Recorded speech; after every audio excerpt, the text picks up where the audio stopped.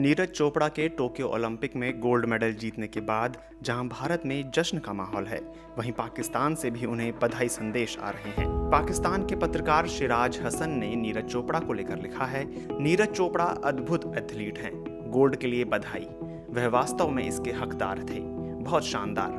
अब हम जान गए हैं कि अरशद नदीम आपको अपना हीरो क्यों कहते हैं।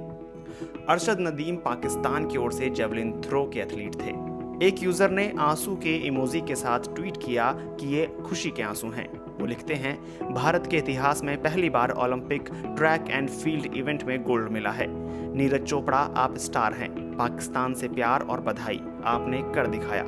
उन्होंने साथ ही एक वीडियो भी पोस्ट किया जिसमें उन्होंने कहा, एक छोटे से गांव से टोक्यो में गोल्ड मेडल जीतने के लिए तमाम पाकिस्तानियों की तरफ से सलाम। अरशद नदीम नहीं जीत सके तो कोई बात नहीं, हमारे हमसाए मुल्क के नीरज चोपड़ा जीते हैं, तो हमेशा की तरह हम पाकिस्तानियों का दिल बहुत बड़ा है, हम आपको दिली मुबारकबाद पेश करते हैं, आप यूं ही कामयाबियां अपने मुल्क के नाम करते रहें। पाकिस्तानी पत्रकार राउफ कलासरा ने ट्वीट कर लिखा है, टीवी कमेंटेटर कह रहे हैं कि अरशद नदीम के लिए उनके प्रतिद्वंदी भारत के नीरज चोपड़ा हीरो हैं। अरशद ने क्या खेल भावना और अपनी मजबूती दिखाई है। मैं उम्मीद करता हूं कि भारत और पाकिस्तान का नेतृत्व भी इस भावना को दिखाएगा। पाकिस्तान से नीरज चोपड़ा की जीत पर जहां बधाई संदेश आ रहे हैं, वहीं ओलंपिक में अपनी टीम की बदहाली पर भी लोग अपनी खींच निकाल रहे हैं। वरिष्ठ खेल पत्रकार अब्दुल गफ्फार ने लिखा, शेर के जिगर जैसी शानदार कोशिश अरशद नदीम, आज कोई मेडल नहीं लेकिन इंशाअल्लाह पेरिस 2024 में मिलेगा। अगले ओलंपिक के लिए पाकिस्तान को अरशद, तलहा, महूर, इमाम बट के प्रशिक्षण पर खर्च करना चाहिए।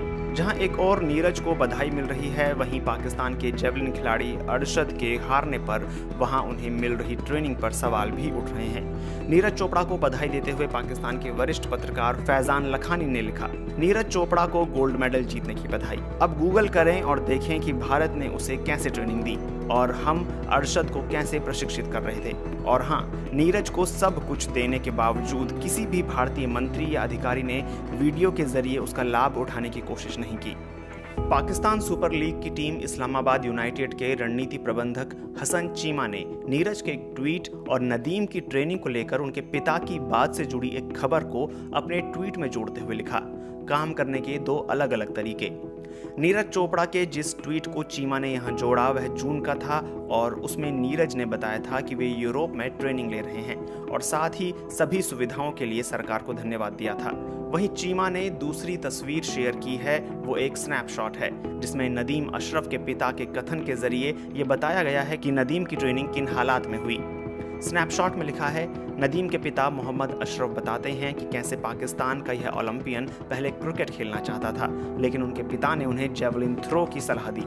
उनके राजमिस्त्री पिता अपनी कमाई से ही उनकी ट्रेनिंग का खर्च उठाते थे और नदीम अशरफ अपने अहाते या घर के बाहर गलियों में प्रैक्टिस किया करते थे।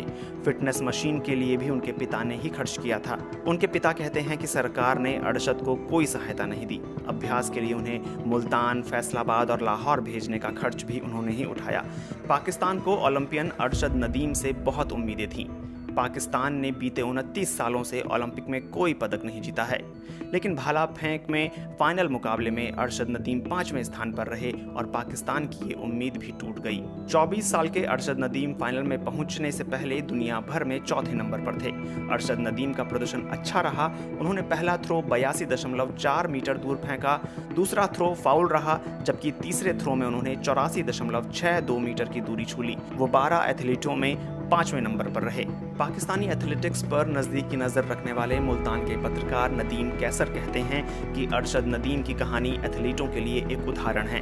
वो बताते हैं कि 2012 में उन्होंने पहली बार अरशद नदीम को इंटर बोर्ड एथलेटिक्स में देखा था। वो घिसे पिटे जूते पहने हुए थे, ऐसे जूते पहनकर भाला फेंकना संभव नहीं था। कैसर कहते हैं कि ये प्रतियोगिता घास के मैदान पर थी और नदीम ने नंगे पैर हिस्सा लिया था। प्रतियोगिता के बाद अरशद नदीम अपने पैर से कांटे और कचरा साफ कर रहे थे। जब कैसर ने उनकी तारीफ की तो उन्होंने कहा, सर मेरे पास पहनने के लिए अच्छे जूते भी नहीं हैं। वहीं पाकिस्तान एथलेटिक्स महासंघ के अध्यक्ष मेजर जनरल अकरम शाही का कहना है कि अरशद नदीम के प्रशिक्षण पर पाकिस्तान ने 2 करोड़ रुपए खर्च किए हैं। अकरम शाही ने बीबीसी से कहा कि बहुत से लोग ऐसा सोचते हैं कि अरशद नदीम का ओलंपिक पहुंचना उनकी व्यक्तिगत कोशिशों का नतीजा है और महासंघ का इसमें कोई योगदान नहीं है। बेशक अरशद नदीम की अपनी मेहनत है, लेकिन लोगों को ये भी पता होना चाहिए कि महासंघ ने भी ओलंपिक में उनकी भागीदारी सुनिश्चित करने के लिए अथक कोशिशें की हैं।